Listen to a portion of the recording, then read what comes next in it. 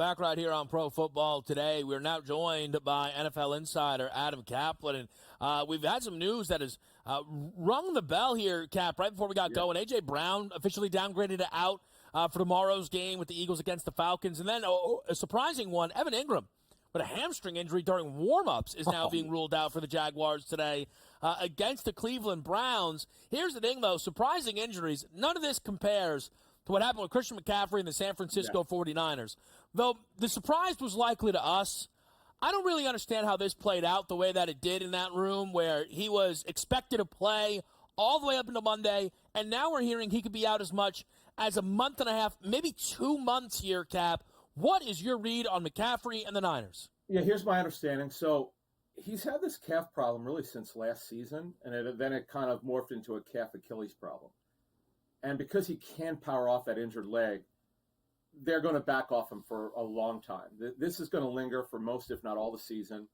It's a kind of a unique injury. It sets them back. There's no question about it. Yes, they had a great win without him against the Jets, but that's one game.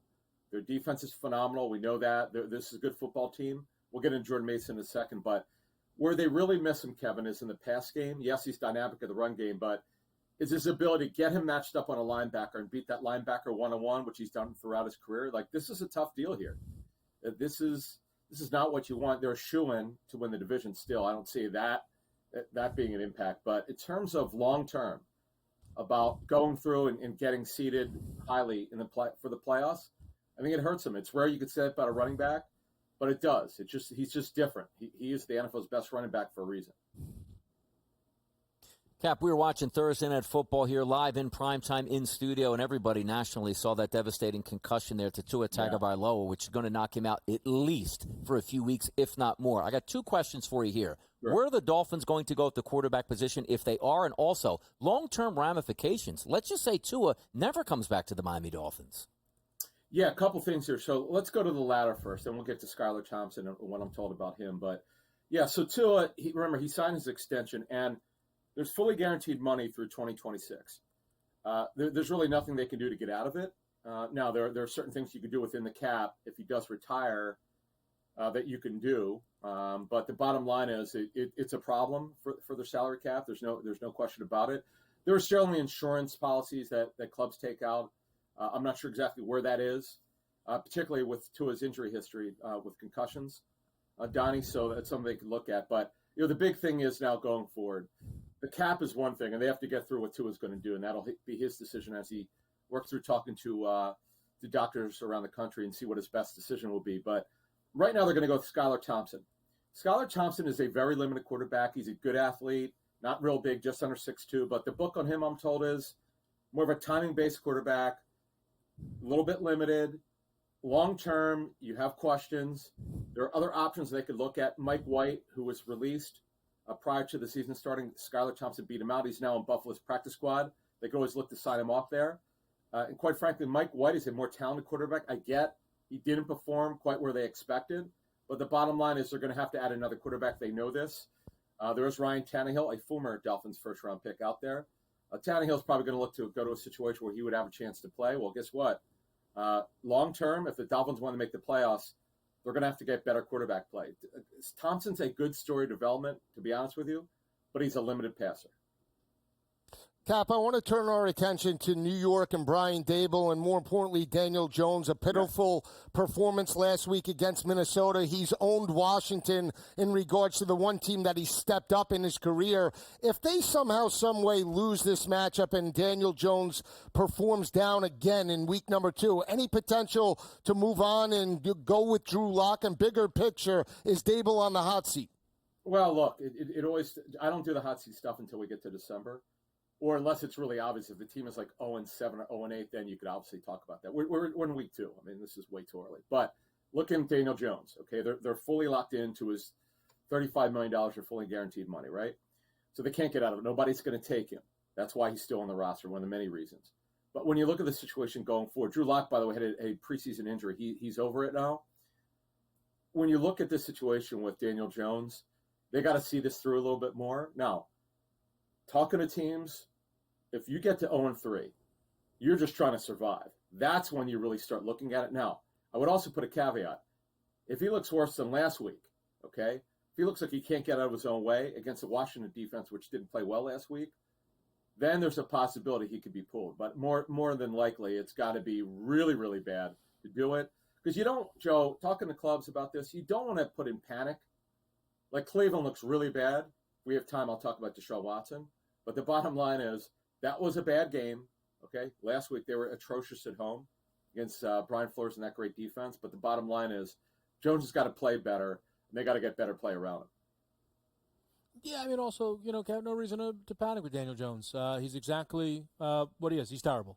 And they should have known that when they gave him that contract. Couldn't imagine anybody trying to defend that. You mentioned Deshaun Watson, though, Cap, and that whole thing's a disaster. We know that.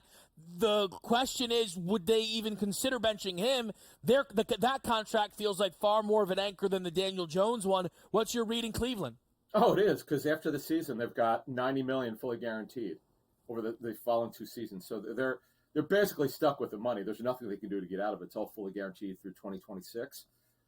Here's the problem, and I knew going in, it's why last week I liked Dallas, and they handled Cleveland. Both offensive tackles, 2 starters, Jack Conklin, the right tackle, and Jedrick Wills, their left tackle, they're out again.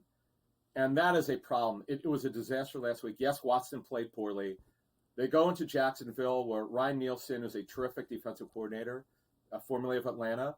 I get it. The Jaguars have a couple issues in their secondary. Darnell Savage, one of the starting safeties, is out. Tyson Campbell, their best corner, is out. He's on injured reserve, so that is a concern.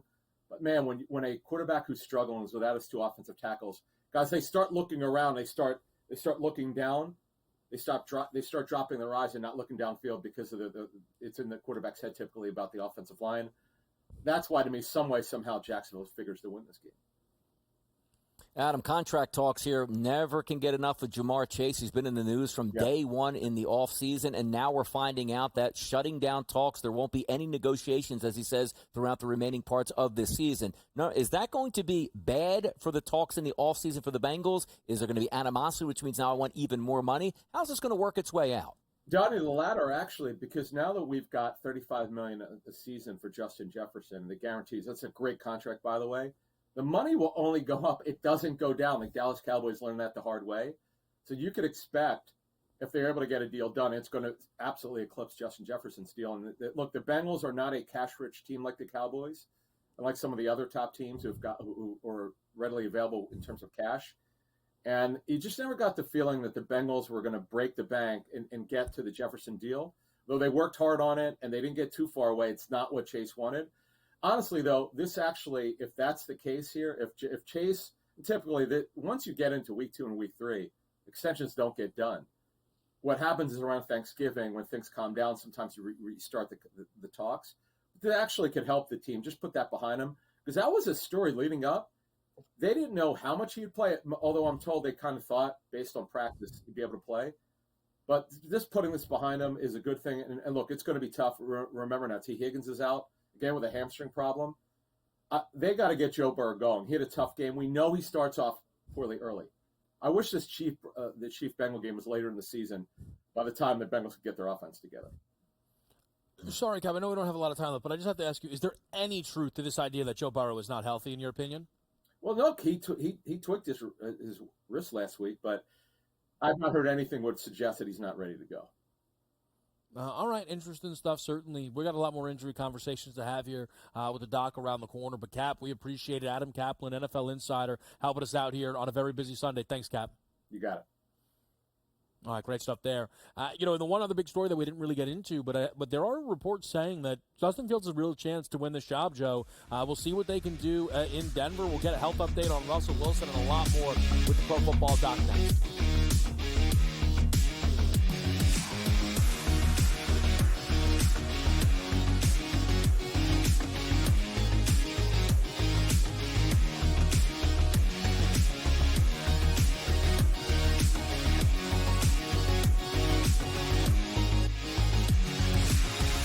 Anyone that's been to a sporting event, the atmosphere before a game, I think Game Time Decisions has that same exact atmosphere. This is our arena. This is what we do. There is going to be an energy to Game Time Decisions that you will feel night in and night out. The excitement you get when you lock your bets in, when you're figuring out what you want to do, we can zone in on the biggest games each night, I want this to be the place that people come to before the games start so they feel as ready as possible to lock in their cards. We are going to hit every single one of those markets that you need to know about. We're going to go through every single thing, and I've got a great team behind me that's going to help me get the job done. There is not going to be a better place, I promise you, than Game Time Decisions to get that new information, react to it, and be able to then bet accordingly. We will have everything at our disposal, and we will use that to our advantage. I'm Kevin Walsh. Tune into Game Time Decisions from 6 to 8 p.m. Eastern on SportsGrid. It's a new era in CFB to start off this year, put on full display. My take on this game is simple. I know some people will be upset about it. Good riddance to the Pac-12. Can you do it in terms of the week to week to week? I don't see a pathway for this team to miss the college football playoffs. We want to make sure you have those best bets in the entirety of our betting cards. That was thinking! But he had that program was already going there. Only on SportsGrid. The sharpest football contest show in the land, the Las Vegas Football Contest Show, focuses on Circus Sports Million, Circus Survivor, and the Westgate Super Contest, handicapping the games and releasing our contest picks every week of the season. With two former Super Contest winners, Brady Cannon and James Salinas, a former NFL player, Mike Pritchard, and over $1 million in contest prize money won combined, the Las Vegas Football Contest Show will have you prepared this season.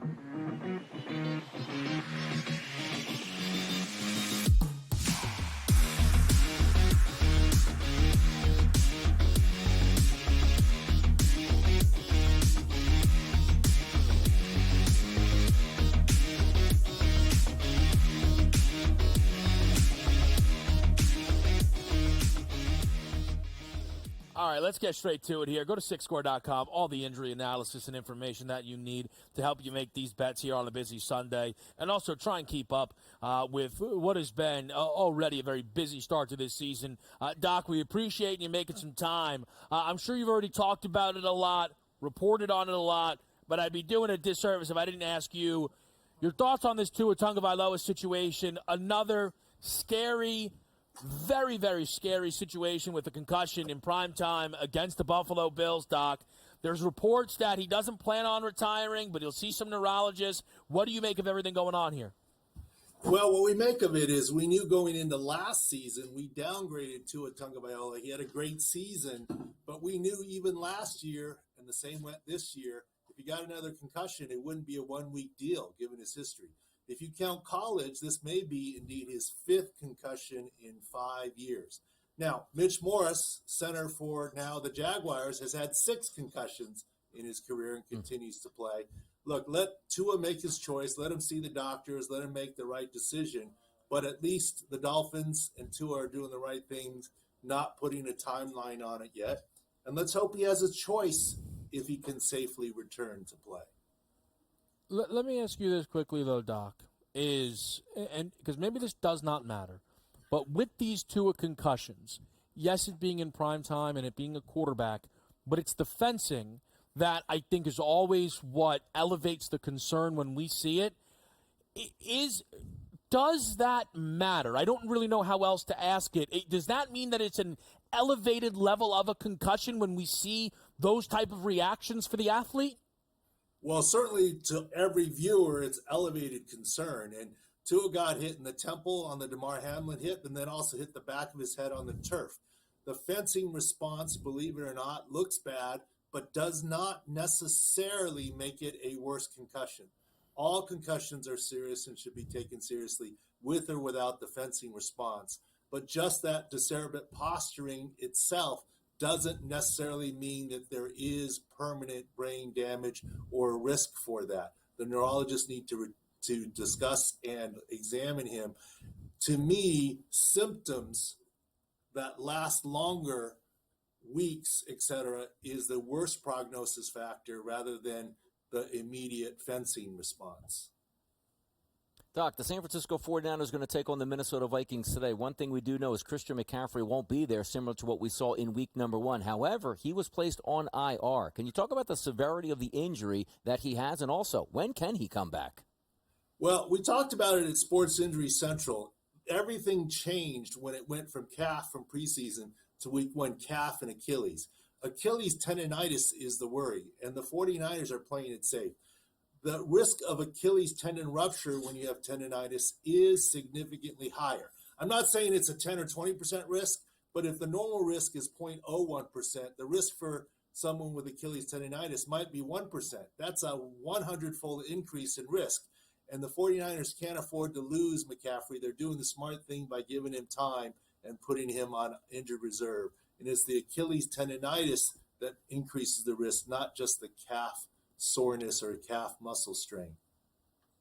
Doc, looking at the wide receiver position today for the Minnesota Vikings, obviously Justin Jefferson will be there, but Jordan Addison is not going to play. Was that a surprise this week? He wasn't able to tough out that ankle injury, and will that mean a short return, or should I say a short stint here before being back next week? Well, the problem with Jordan Addison's injury is he had a left mild high ankle sprain in the preseason and now a mild right. He, quote, doesn't have a good leg to stand on, so to speak. And so I think it's a short absence. But, in general, if you look at our field views, we still have Minnesota as the healthier side as they host the 49ers today. Doc, big update in regards to Jordan Love in Green Bay. He's going to miss multiple weeks. Where are we in regards to his recovery? Well, the good news is everyone was focused on that kneecap pop, and we said that's not a season-ending deal. He's going to be okay. We're still hopeful and expecting him, and he hasn't been put on injured reserve. We're targeting, if things go right for Jordan Love, he might be able to return to play for week 4 for the Vikings, certainly ahead of a week 6, which would be his return if he would hit IR, which he has not. So that's certainly good news for Packers fans.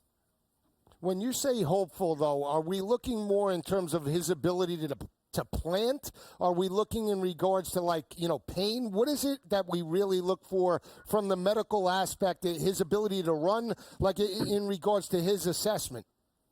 Well, Jordan Love is left side, left knee, front leg, and many healthy quarterbacks put a brace on that leg. I expect him to return to play with a brace.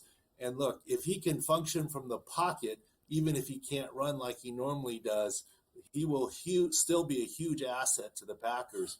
And that's when week 4, certainly week 5, I think he can function from the pocket, and that's when you'll see him back. Cap, the least healthy team on SixScore.com is 79.7. That would be the L.A. Rams. How bad is this right now for L.A. considering it's only week 2?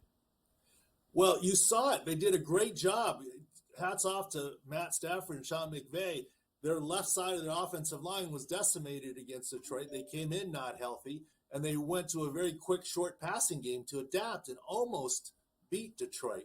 But this is all on film now. They're on left tackle 3, left guard 3, and then the center has to move over. So it's the whole left side of the offensive line. They've got some quarterback issues still in terms of recovery and injury for the Rams, and that's what makes them the least healthy team today.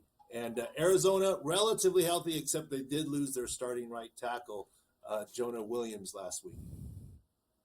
Cap, quickly, Kirk Cousins, a lot of people going, oh, wow, he doesn't look the same. I know you said he's healthy, but is there perhaps a difference between healthy and not looking the same? Well, it's a new team, new scheme, another year. Is he 100%? I don't think Aaron Rodgers or Kirk Cousins is as good as they were before the Achilles. Are they capable to play football and be in there and play from the pocket? Yeah. Absolutely. How much of it is rust and new system versus Achilles? I think it's more rust and new system than health. All right, time will certainly tell, though, how he looks on a Monday night. Rodgers in action today against the Titans. We appreciate it, Doc. The Pro Football Doc, Dr. David Chow. Go to SixScore.com. All the information you need with all the injuries happening in the National Football League. We're right back with some Sell Me Something here on SportsGrid.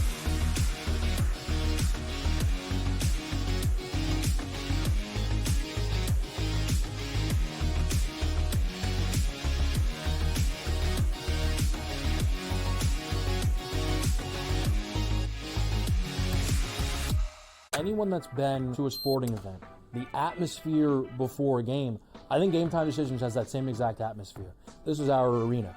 This is what we do. There is going to be an energy to Game Time Decisions that you will feel night in and night out. The excitement you get when you lock your bets in, when you're figuring out what you want to do, we can zone in On the biggest games each night, I want this to be the place that people come to before the games start so they feel as ready as possible to lock in their cards. We are going to hit every single one of those markets that you need to know about. We're going to go through every single thing, and I've got a great team behind me that's going to help me get the job done. There is not going to be a better place, I promise you, than Game Time Decisions to get that new information, react to it, and be able to then bet accordingly. We will have everything at our disposal, and we will use that to our advantage. I'm Kevin Walsh. Tune into Game Time Decisions from 6 to 8 p.m. Eastern on SportsGrid. It's a new era in CFB to start off this year, put on full display. My take on this game is simple. I know some people will be upset about it. Good riddance to the Pac-12. Can you do it in terms of the week to week to week? I don't see a pathway for this team to miss the college football playoffs. We want to make sure you have those best bets in the entirety of our betting cards. That was but he had that Only on SportsGrid. The sharpest football contest show in the land. The Las Vegas Football Contest Show focuses on Circus Sports Million, Circus Survivor, and the Westgate Super Contest, handicapping the games and releasing our contest picks every week of the season. With two former Super Contest winners, Brady Cannon and James Salinas, a former NFL player, Mike Pritchard, and over $1 million in contest prize money won combined, the Las Vegas Football Contest Show will have you prepared this season.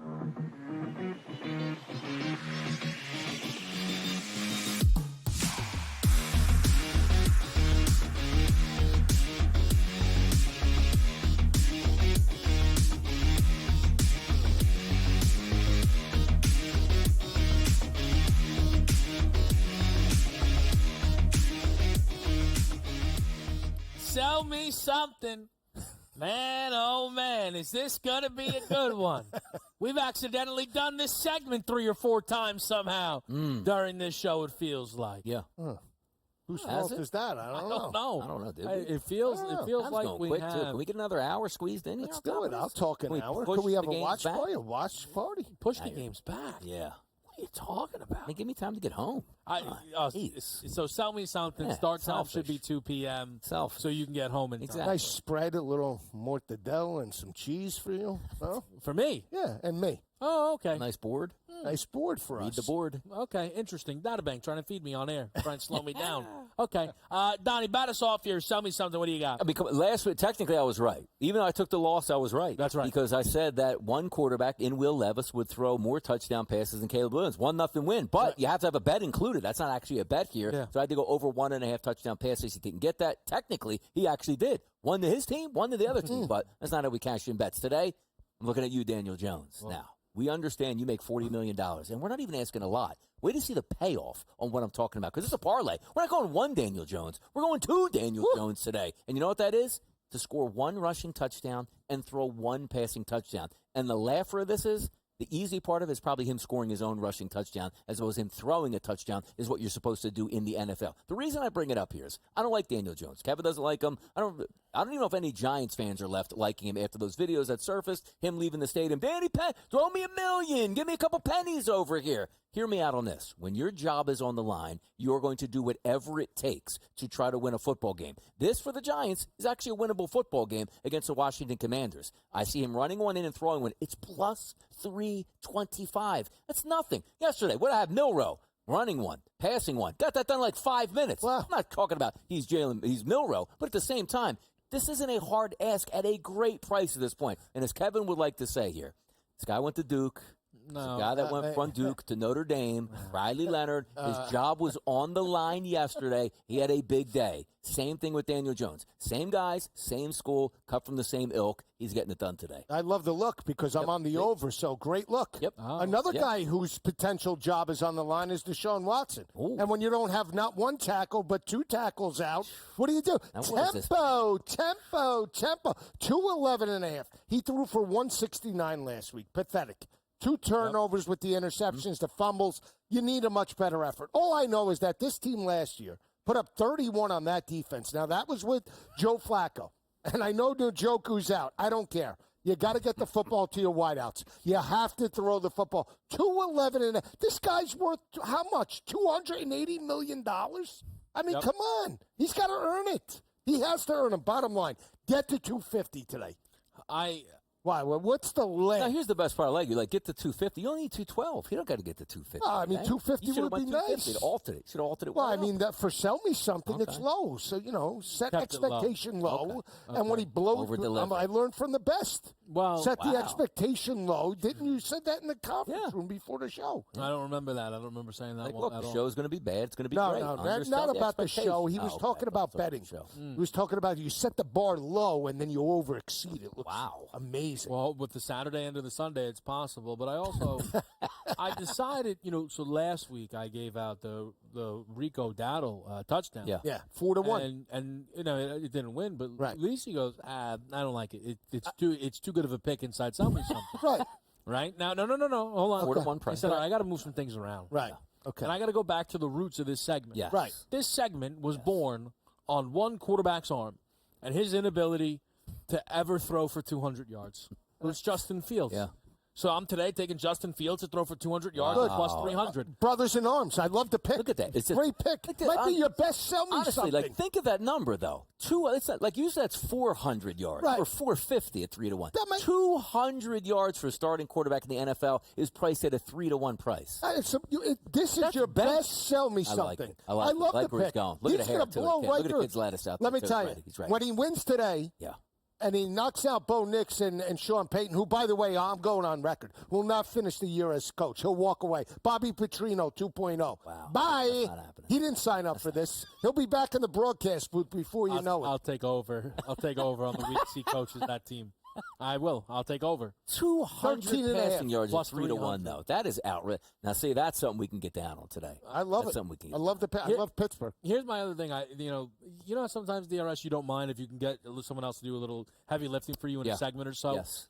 If I just do Justin Fields every week, Lisa will do the whole breakdown for me. Oh, love it. Which I like. Yep, exactly. No, I like that. That's good. I mean, who's going to be? Nicolosi today? What's the guy's name last night? Solid, Come on, man. Don't bring up Air Go Force. to football. Don't bring up Air Force. Don't bring up Air Force. Please don't bring up Air Force. We didn't bring up Air Force.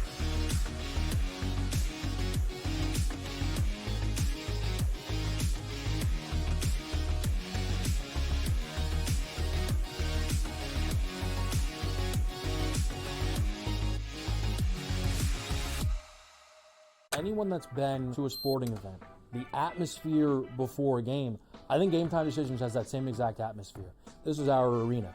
This is what we do. There is going to be an energy to Game Time Decisions that you will feel night in and night out. The excitement you get when you lock your bets in, when you're figuring out what you want to do, we can zone in on the biggest games each night. I want this to be the place that people come to before the games start so they feel as ready as possible to lock in their cards. We are going to hit every single one of those markets that you need to know about. We're going to go through every single thing, and I've got a great team behind me that's going to help me get the job done. There is not going to be a better place, I promise you, than Game Time Decisions to get that new information, react to it, and be able to then bet accordingly. We will have everything at our disposal, and we will use that to our advantage. I'm Kevin Walsh. Tune into Game Time Decisions from 6 to 8 p.m. Eastern on SportsGrid. It's a new era in CFB to start off this year, put on full display. My take on this game is simple. I know some people will be upset about it. Good riddance to the Pac-12. Can you do it in terms of the week to week to week? I don't see a pathway for this team to miss the college football playoffs. We want to make sure you have those best bets in the entirety of our betting cards. That was in! But he had that program already going in. Only on SportsGrid. The sharpest football contest show in the land, the Las Vegas Football Contest Show, focuses on Circus Sports Million, Circus Survivor, and the Westgate Super Contest, handicapping the games and releasing our contest picks every week of the season. With two former Super Contest winners, Brady Cannon and James Salinas, a former NFL player, Mike Pritchard, and over $1 million in contest prize money won combined, the Las Vegas Football Contest Show will have you prepared this season.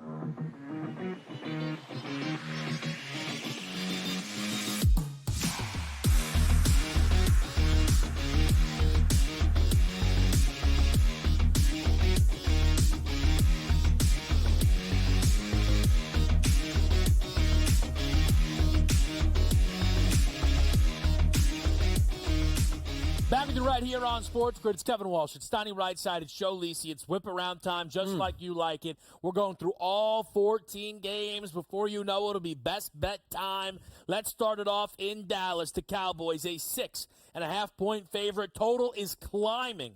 47.5 now out there as Dallas hosts New Orleans. Joe, what do you like? I like Dallas, but I lean to the under. I'm not sold that New Orleans offense is going to be consistent on the road. I still like the Dallas D. I do like Taysom Hill, Donnie, in regards to his receiving total, 15.5 if I had to take a prop look. Here's the problem with you're looking to back New Orleans. They were so good in week number 1. We have to remind ourselves, guys, it's still Derek Carr. He's going on the road against the Dallas Cowboys. He's very good at home. I'll lay the 6.5 points, but I agree with you. Yeah. Usually I'd say, you know what? 47 points last week. Dallas can crank it up. I do think the under 47.5 makes some sense. Give me Dallas in the under. I've been looking under all week, the way that this number's climbing. See, I don't get worried about stuff like that. I feel like now I'm getting a better number. I'm going to be adding 47.5 under to my card for today here. I agree with Donnie. I know that the Saints are banged up defensively here. I still think there's enough pop that they can hang with Dallas, who offensively did not find a way to turn it loose last week. But CeeDee Lamb is my favorite bet. He's my favorite guy on today's slate. Over 89.5 receiving yards. Anytime touchdown score will hit that as well. I cannot tell you enough about CeeDee Lamb. Marshawn Lattimore does not make the starting card here today. It's going to be a huge day for CeeDee Lamb against New Orleans. How about Detroit and Tampa? Rematch of a divisional round game in the playoffs last season, where the Lions, as 6.5-point favorites, won by 8. Today, 7.5-point favorites, total 51.5. Yeah, I like Tampa Bay in regards to this matchup. Again, I'm a little leery over the 7, but I'll still take the points with Baker Mayfield and that high-powered offense, 289 through the air, 4 touchdowns. I'm on Mike Evans. Had a big playoff game in the second half. I think he eats today, 68.5. I altered him up to 80+. And, Donnie, if we're going Detroit, I like Jahmyr Gibbs in the receiving game over the 23.5. I think Jahmyr Gibbs does have a good game in the receiving. Also, I'm looking for Montgomery anytime touchdown today. I think he punches one in short in the goal line because they're going to be no shorter of scoring.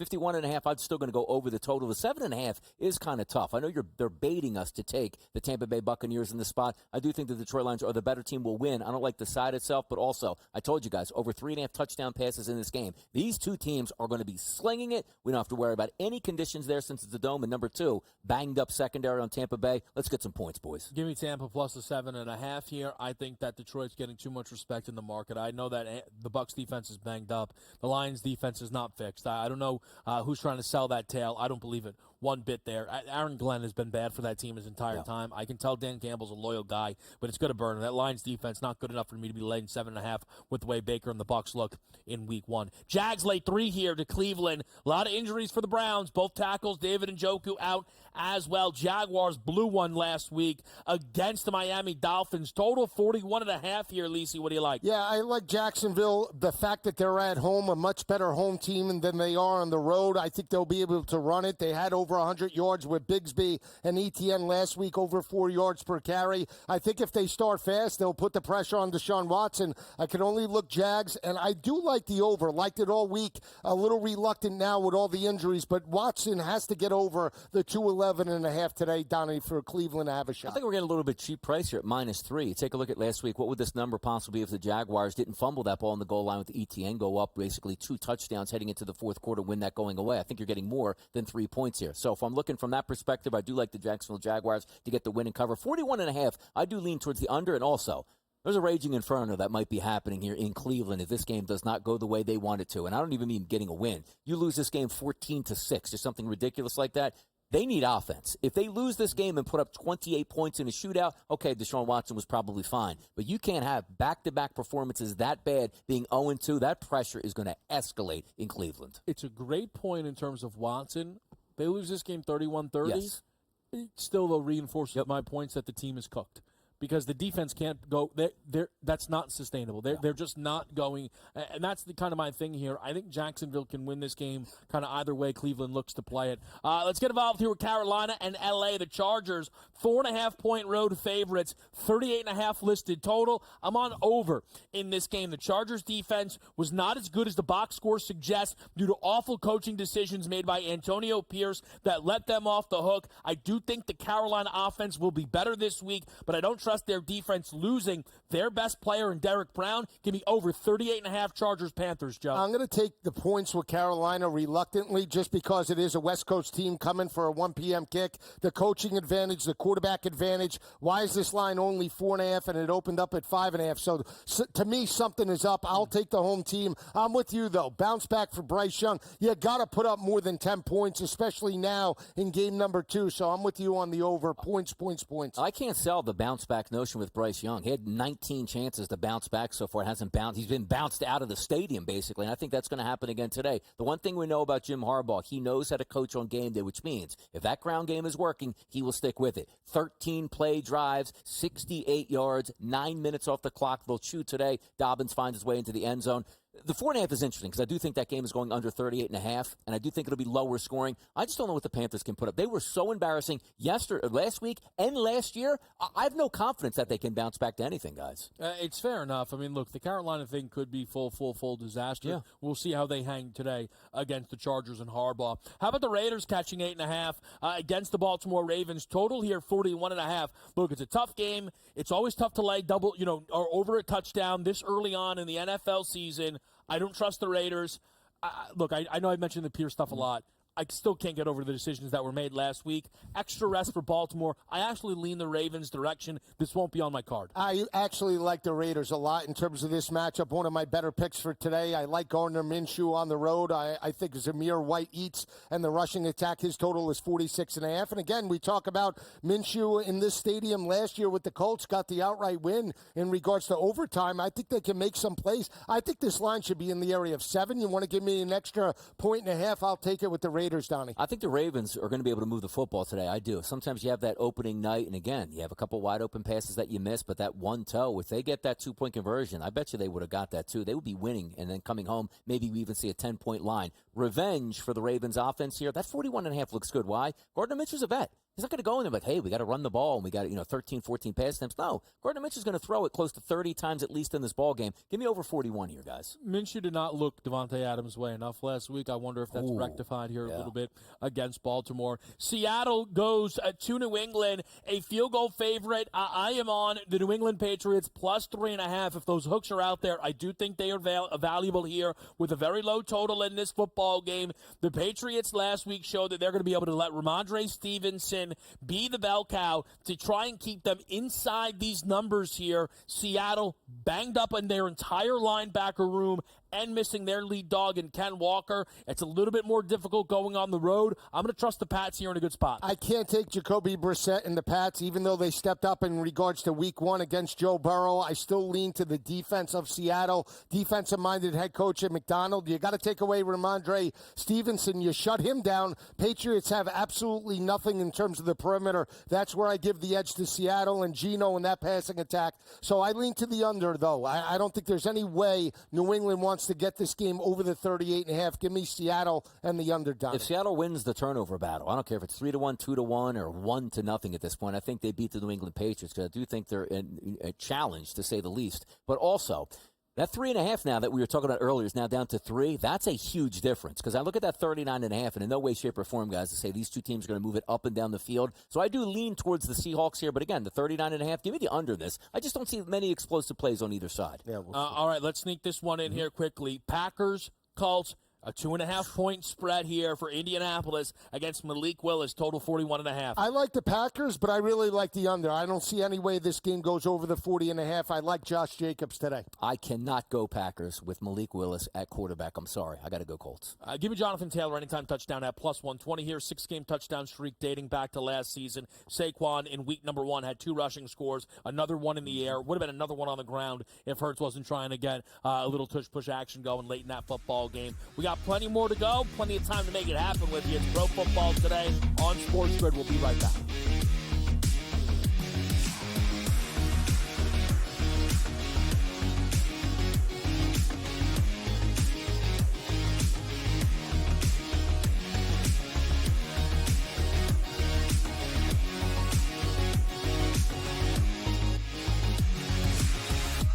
Anyone that's been to a sporting event, the atmosphere before a game, I think Game Time Decisions has that same exact atmosphere. This is our arena. This is what we do. There is going to be an energy to game time decisions that you will feel night in and night out. The excitement you get when you lock your bets in, when you're figuring out what you want to do, we can zone in on the biggest games each night. I want this to be the place that people come to before the games start so they feel as ready as possible to lock in their cards. We are going to hit every single one of those markets that you need to know about. We're going to go through every single thing, and I've got a great team behind me that's going to help me get the job done. There is not going to be a better place, I promise you, than Game Time Decisions to get that new information, react to it, and be able to then bet accordingly. We will have everything at our disposal, and we will use that to our advantage. I'm Kevin Walsh. Tune into Game Time Decisions from 6 to 8 p.m. Eastern on SportsGrid.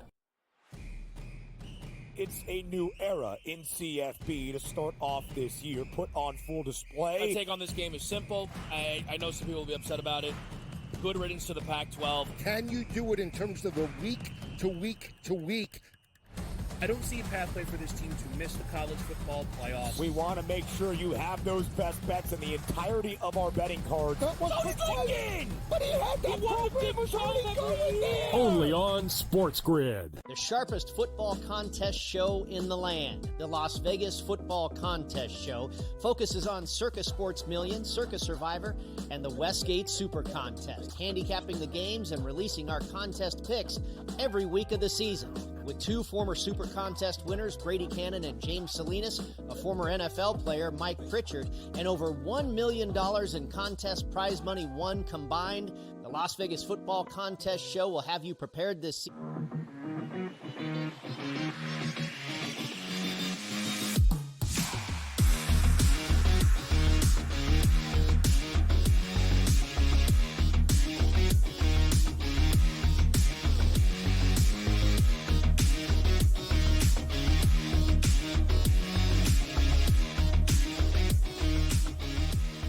All right, let's keep it moving here. We've got the whip around for you on Pro Football today. We go to Tennessee, the Titans. This number's been moving all day.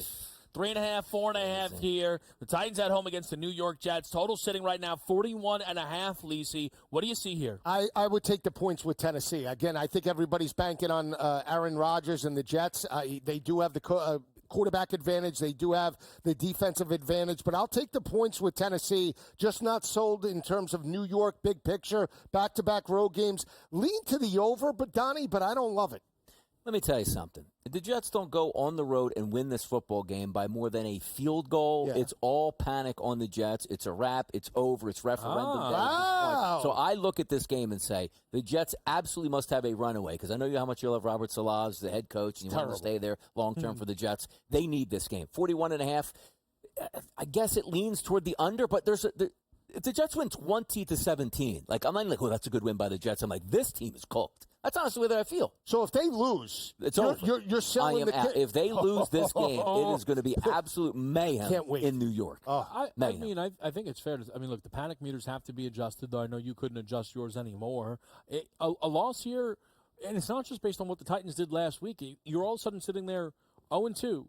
And you can't have that if you're the New York Jets when Rodgers was supposed to come in and steady the ship here. If they do lose this game, which I don't think they will, I agree with you. I would lean towards the Jets here. How it happens is going to be the most interesting thing to me because does Rodgers struggle or is the defense weak? It's going to have to be one of the two. Well, it could be a combination, right? It could be. I think it's a combination. It's a wrap. Well, here's the thing: if he turns the football over, then all of a sudden it's going to be implosion, right? Because then you're going to get the media questioning him. He's not going to be. They say he's built for this. This isn't Green Bay. Look at what they did with the Giants. We anointed Brian Dable, Bill Belichick, after beating Kirk Cousins in the playoff game in year number 1. Where are they now? He's fighting for his job. Yeah, listen, well, that's Daniel Jones' fault entirely. Speaking of which, a 1.5-point dog in Washington today.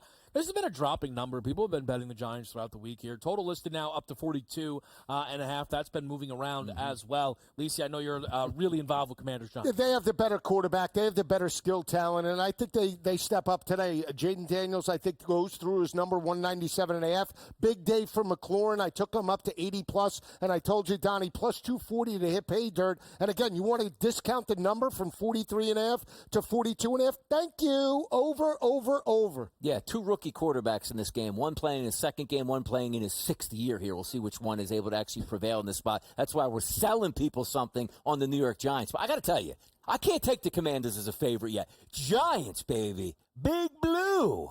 Wow. Truly, this game they shouldn't even be allowed to play. Both of these teams are terrible here. If you made me bet this game, I actually would bet the Commanders, though. How are the Giants under a field goal on the road with Daniel Jones as their quarterback? I mean, I just want nothing to do with it. Niners, Vikings. Dropping number -4. Yeah, Minnesota is, if we're being rude, Vikings seem like that sharp wheel play where the smartest man in the room ends up accidentally betting Sam Darnold against the San Francisco 49ers. We've seen this movie. 46.5 listed total here. I could only look towards the Niners, but I love Deebo Samuel over 23.5 rushing yards. Chance to blow through that number with the way he was rushing the ball last week. Didn't have the efficiency. He had the volume. Bank on volume. Yeah, I go back to San Francisco. Again, it opened up at 4.5. They bet it up to 6.5. It's down now again because of Sam Darnold. They lost this game last year, so I don't expect them to come in, not focused. They're going to be focused, looking for a road win, and I look for Juwan Jennings. Again, a low number, 23.5. The security blanket on third. He could be the leading wide receiver for this group. Apparently, nobody watched the Monday Night Football game. I was like, that's just an average win for the 49ers. And maybe the best win of the year, the Minnesota Vikings beat Daniel Jones in MetLife Stadium. I look at that 4-point number, and I think the price is right. You used to be devastated by them. Christian McCaffrey going to be gone until probably week 5. Oh, well, Jordan Mason went for over 100 last week. He should have similar results in this game. The Niners are better, but also, two offenses, I think they can get over 46.5 points today. I do. I think they can get there. All right, a little bit of juice in that football game. Cardinals, Rams, flipping number. Rams flashing as the favorite. Love Arizona here. Rams are so banged up. Offensive line is a disaster. Don't listen to what this guy's about to tell you. It's not better when your offensive line is already hurt. That's it. No shot. The Rams have no shot. No, the game's pick. You're betting them on the road. I'm just letting you know that when your offensive line's banged up, it's a bad thing. That's what's possible. Kyron Williams over 75.5. They do it with the rushing attack. When you have three offensive, you threw it when the offensive line was switching up. Well, you have a defense that gave up $143 and gave up how much on the ground to Josh Allen and James Cook last week. Here's the thing too: isn't Sean McVay? He owns the Cardinals. What is he? 13-2 against the number, or 13-2 straight up. Better coach, better quarterback, better personnel. I don't care about the offensive line. That defense is terrible for Arizona. It's one of those teams I talked about before the season. I want to be a part of every single game they play. So you see that 47.5, I think it comes into play. But also, Marvin Harrison Jr., this is one of those games where he's in the mid-50s or so with his prop. If you saw last week, barely involved, and the quarterback basically saying, well, it's not my job to get him involved in the game, which I thought was hilarious. Trust me, he will be involved in this game plan. I do think we get some points, because why?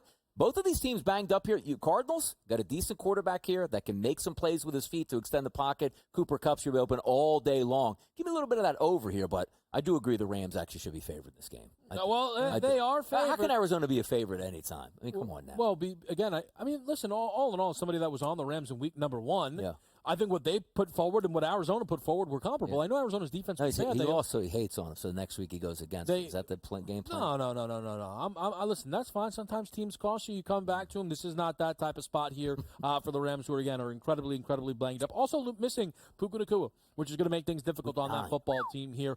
Let's get the Broncos-Steelers game off the board here quickly. 36.5 listed total. 2.5 number for Pittsburgh on the road here, Joe. Yeah, I like Justin Fields. I like the defense of the Steelers going on the road to limit Bo Nix. I like the Steelers. I like Justin Fields, to your point. 200-plus through the air, 50 on the ground. They grind out a win, but I really like the under. I don't see how they get over it. Steelers are win. They're black and gold, but today it's going to be fool's gold. They'll cover this. They'll win. Lower-scoring game. Everybody, hey, that's what Tomlin does. They'll be obsolete the rest of the way and won't win any playoff games. So look, there you go. Pittsburgh has a chance to win this, get to 2-0. They've got two of the other teams in the division are dogs. MVP? Russ back. MVP? MVP. Always a step too far with this guy. Well, I think he could. I think Evergreen content. Evergreen. July 4th? Where are we?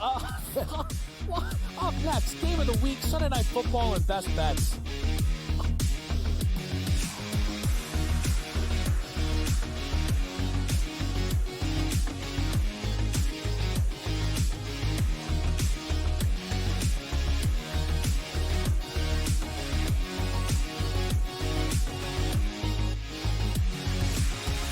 Anyone that's been to a sporting event, the atmosphere before a game, I think Game Time Decisions has that same exact atmosphere. This is our arena. This is what we do. There is going to be an energy to Game Time Decisions that you will feel night in and night out. The excitement you get when you lock your bets in, when you're figuring out what you want to do, we can zone in on the biggest games each night. I want this to be the place that people come to before the games start so they feel as ready as possible to lock in their cards. We are going to hit every single one of those markets that you need to know about. We're going to go through every single thing, and I've got a great team behind me that's going to help me get the job done. There is not going to be a better place, I promise you, than Game Time Decisions to get that new information, react to it, and be able to then bet accordingly. We will have everything at our disposal, and we will use that to our advantage. I'm Kevin Walsh. Tune into Game Time Decisions from 6 to 8 p.m. Eastern on SportsGrid. It's a new era in CFB to start off this year, put on full display. My take on this game is simple. I know some people will be upset about it. Good riddance to the Pac-12. Can you do it in terms of the week to week to week? I don't see a pathway for this team to miss the college football playoffs. We want to make sure you have those best bets in the entirety of our betting cards. That was again! But he had that program was only going there! Only on SportsGrid. The sharpest football contest show in the land, the Las Vegas Football Contest Show, focuses on Circa Sports Million, Circa Survivor, and the Westgate Super Contest, handicapping the games and releasing our contest picks every week of the season. With two former Super Contest winners, Brady Cannon and James Salinas, a former NFL player, Mike Pritchard, and over $1 million in contest prize money won combined, the Las Vegas Football Contest Show will have you prepared this season.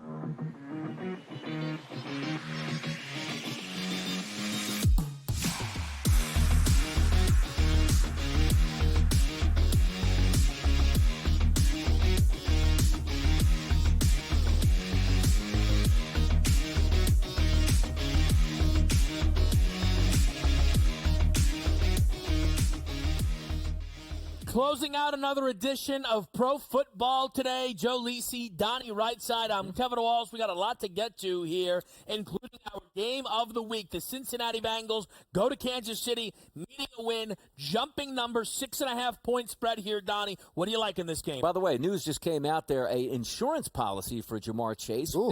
$50 million he bought, so I guess his head's going to be cleared to play this game and to play the rest of the way. I don't care. I don't think the head's cleared there for that team. I don't think Joe Burrow's playing great football. I don't think they can make explosive plays. And you're telling me Kansas City's at home with basically a de facto bye with Andy Reid in their own building? Stop it. 7-point win plus for Kansas City for me today. I'm going to take the points, Kev. We talk about Burrow's success, 3-1 overall, 313 passing yards per game against Kansas City, 9 touchdowns, 3 interceptions. I got to buy those stats, and I think they step up on the road and potentially strike the upset. My best bet's in this game, so I'm going to leave it alone for a second. We're going to hit that in just a minute here. Let's get to Sunday Night Football. Texans, Bears. Surprisingly, looks like Roman Dunze is going to be up for this game. We'll figure out the story on Keenan Allen. I'm in on DJ Moore over 5.5 receptions. Caleb Williams anytime touchdown score at plus 410. And I'm also waiting to see if I can get plus 7 on Chicago. Maybe it doesn't come, but I look towards the dog on Sunday night, Joe. Yeah, I'm going to go with Houston and C.J. Stroud. Keep an eye out for Joe Mixon as well. 159 yards last week. I think it continues. The lack of weapons for Caleb Williams, Donnie, is the factor why I'm taking the Houston. More complete team and a rookie quarterback. That's the difference. First road game, rookie quarterback, prime-time football. That place is going to be explosive down there in Houston. I like Stephon Diggs also to find his way into the end zone. Got 2 last week. He'll get 1 this week, and also 2 touchdown passes for C.J. Stroud. I think they walk away with a touchdown victory. It's going to be tough to see what this Texans team can do in terms of feeding all those wide receivers. Yeah. Last week, we were able to see the touchdowns there for Stephon Diggs, the yardage for Nico Collins. Tank Dell was left kind of waiting a little bit, just props-wise, all stuff to keep tabs on. All right, let's make it happen. Best bets here. I'll just start us off just because I teased it. Cincinnati, team total over 20.5 minus 110 here. Bounce back Burrow, baby. This is now going to be the 7th time, kind of the 8th, where he is coming off of a loss where they scored 14 or less points. I'm removing the rookie year game where he blew out his knee against the Commanders. If you look outside of that, 6-0 in getting to at least 21 points averaging 31 and a half points per game in this exact spot here, where they scored less than 14 off of a loss. Bounce back Burrow over 20 and a half, Joe. I think Joey Silk gets it done. Jamar Chase, a big performance as well. I'm buying in on the Bengals. I'll go to Washington. I was very impressed with Cliff Kingsbury and that offense in the second half. They have the best quarterback on the field, Heisman Trophy winner in terms of Jaden Daniels. Didn't get over his passing total last week. He blows through it today, and I think they do it on the ground, through the air, and they force turnovers against Daniel Jones and the New York Giants. I understand that Danny Dimes owns Washington. Not today, baby. Alted over, party over again, week number 2. Should be interesting to watch. You do need the Giants to participate, so you need to cheer on Daniel Jones. He's going to rush one. He's going to throw one. That's going to help you get your total. But you know what I'm going with today? We're going to go inside the dome here. It's going to be Baker Mayfield to throw over 1.5 touchdown passes against Detroit. Donnie, why don't you just go with Jared Goff today to throw 2? I think he does get that, which is why it plays me into over 3.5 touchdown passes on a side bet. But Baker Mayfield is going to be playing possibly from behind most of this day. Where's the way, guys, that you attack the Detroit Lions? It's through the secondary. You got Godwin, you got Evans, and you got a smoking hot quarterback coming in with a lot of moxie in this one. He needs to throw 2. He gets it done. Let's go first half, baby. Let's not even sweat this out. Now, I like the Bucs. I want to ask a question. If they somehow, some way win this game outright, they were 26 to 1 to win the NFC. Yep. Lottery ticket before the game. I mean, if you can get it in, if you believe they could be live. Well, if they win the game, I think it's going to change perception in a monster way. I think they'll become divisional favorites as well. You got to look at it in that South this week. You've got the Saints, the Bucs, as well as the Falcons, pretty much all in similar spots, around touchdown dogs on the road against the top of the conference there. If one of them pulls off the upset, they will be divisional favorites entering week number 3 quickly. Favorite touchdown scorer on the board this week? Terry McLaurin plus 240. Didn't hit pay dirt last week. He will against the Giants. J.K. Dobbins plus 150 plus today. I do think the Chargers bring that diesel ground game. End it the way it should be. C.D. Lamb. Marshawn Lattimore's out. This number at minus 125. At the end of the day, we saw last season at home, Lamb scored in all but one of the home games. He had 10 targets last week. That workload is only going to increase with Jake the Snake Ferguson out of the lineup here as well. CeeDee Lamb finds the end zone, 125-plus yards today. Monster game from CeeDee Lamb against New Orleans. That is Joe Lisi. That is Donnie Rightside. I am Kevin Walsh. We appreciate you hanging out with us here on Pro Football Today. We'll see you tomorrow night for Eagles Falcons. Until then, best of luck on the bets.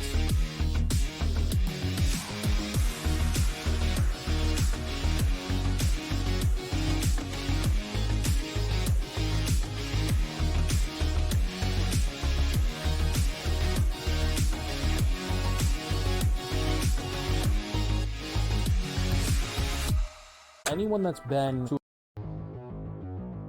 You say this is a smash, I'm going to run out and smash my button while you talk about Ramondre Stevenson. I don't think the Bengals defense is one that you should be fearful of. I think they're middle of the pack. You know, they've lost the Bateses and some of those guys over the years that you used to fear. They got a lot of young kids in there who have some talent.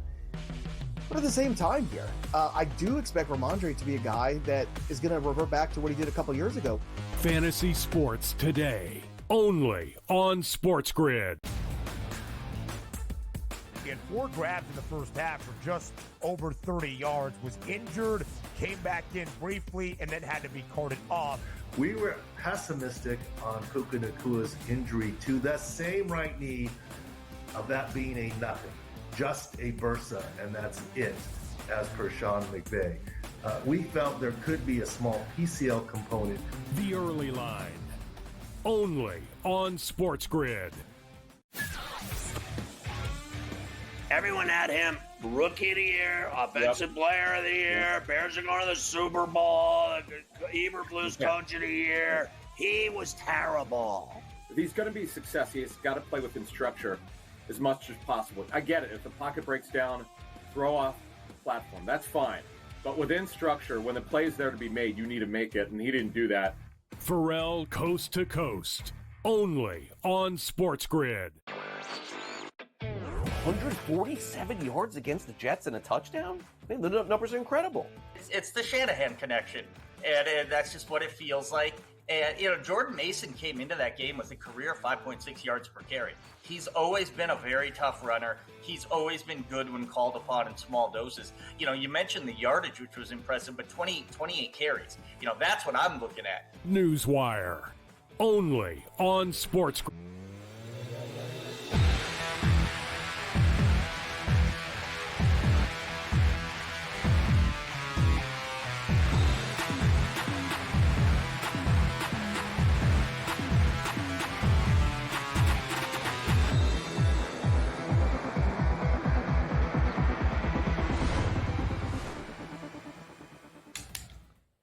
And we are live on In-Game Live here on SportsGrid. Mike Blute and Joe Rainieri taking you around the world of the NFL for the next 3.5 hours. Excited to be here with you for Week 2.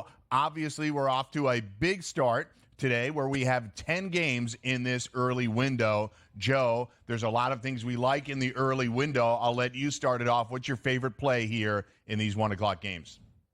Yeah, I am. I'm looking at a couple of different spots here, Mike, but I am going to be focusing my attention on the Detroit-Tampa Bay game because